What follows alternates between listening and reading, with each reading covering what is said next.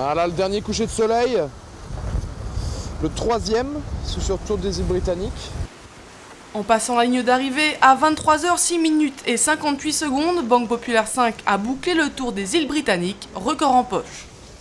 6 minutes avant le passage de la ligne. Finishing line, this is Banque Populaire.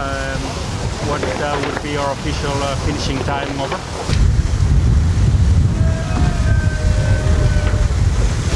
Bravo les gars. Bravo.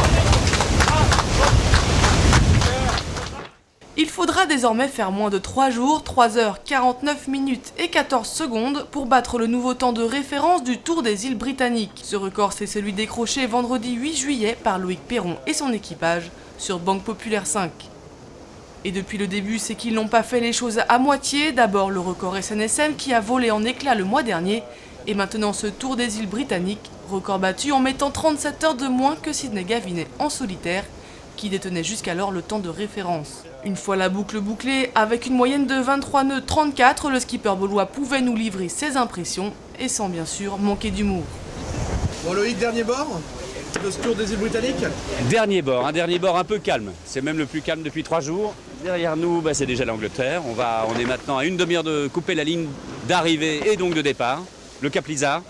Après 3 jours et ça va faire peut-être 4 heures ou 5 heures. C'est-à-dire qu'on risque d'exploser ce record.